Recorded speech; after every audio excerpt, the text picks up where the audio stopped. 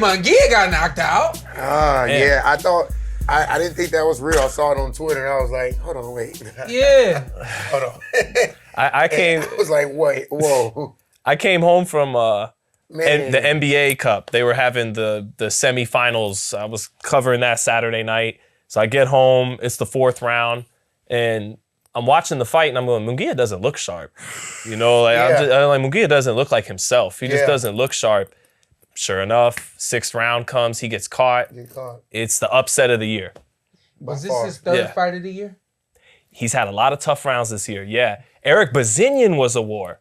It's like you forget about that because it's Eric Bazinian. But that was a damn war. This guy can't stay out of wars. Kind of like Valdez last weekend. Yeah. And he's an old 28. Yeah. Not saying he's done. Yeah. For sure. Valdez. Yeah, or no, Valdez is 33, so he's okay. But Munguia is an old 28. Yeah, just like 28? 28, but wow. Yeah. But been in a lot of wars. What, like 50 fights already? Yeah. And a lot of them, Hogan, Canelo, Bazinian this year. I'm missing Derevianchenko. He's taken a lot of clean. He's got it's absolutely tenderized. He got caught right on the button. That was a beautiful punch. And people keep saying, "Oh, the guy only had 4 knockouts." Yeah, he was sitting down on shots. Caught pure.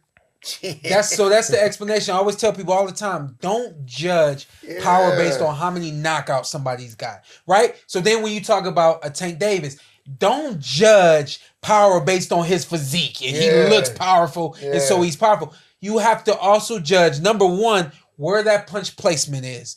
Punch placement, phenomenal, right? And then number two, before you get to number two, you the delivery. Yeah. So maybe we go 1 is delivery. 1 is delivery. Yeah. 2 is the placement.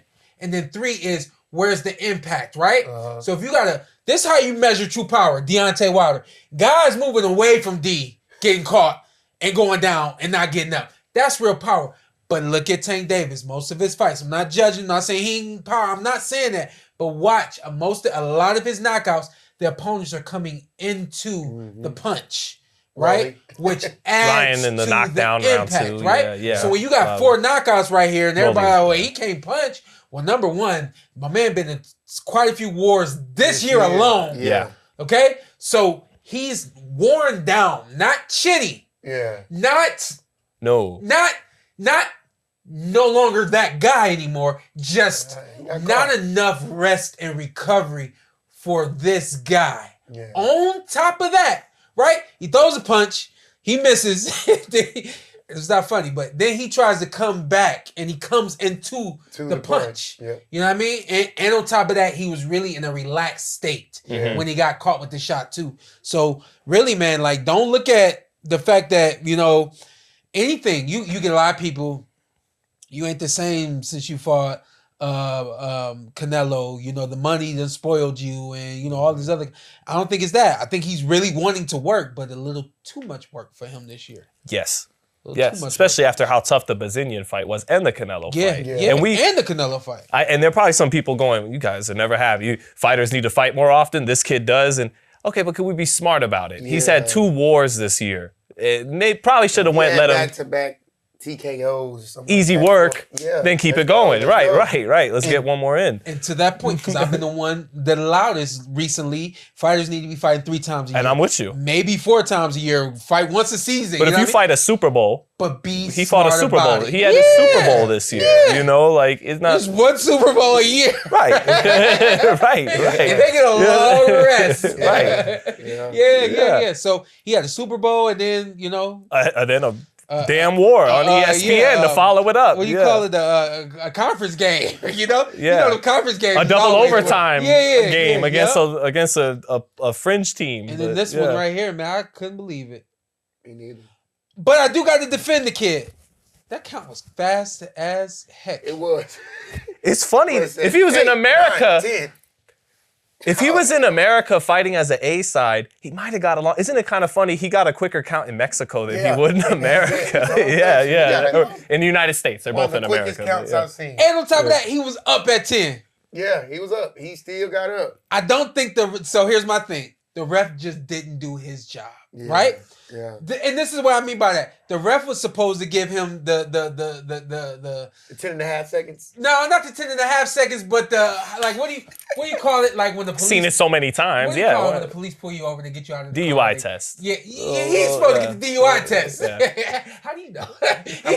He's supposed to get the DUI test. Walk this way. Walk. He ain't get no love. He ain't get none of that. He ain't get none of that. He ain't get none of that. So I was like, man, I get it, but he deserved. If all counts was that fast, Wilder would have beat Tyson Fury the first time. Yeah. And the third time. But Yeah. I picked Fury to win that fight, but so refs that second knockdown in round 4 was a little long. Refs need to be they need to be trained on how to count. They need to be more That was fast, man. I'm not trying to just that's the A sign. Yeah. It's like, what are you doing? Yeah. You give Jordan the call. Yeah. You give, LeBron. You give him the call. No, he did the right thing. But he did the right thing. But quick count. But Bruno Surace.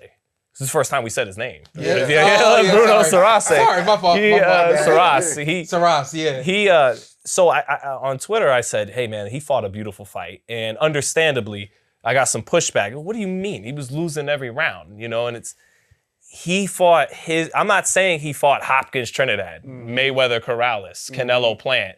Given his level of talent and his stature as a probably 20-1 underdog he fought his perfect fight. And he was throwing that same shot early in the fight. He was setting. He was landing. Trying to land that same shot. Mm-hmm. So you can't say it was a fluke. You can't say no.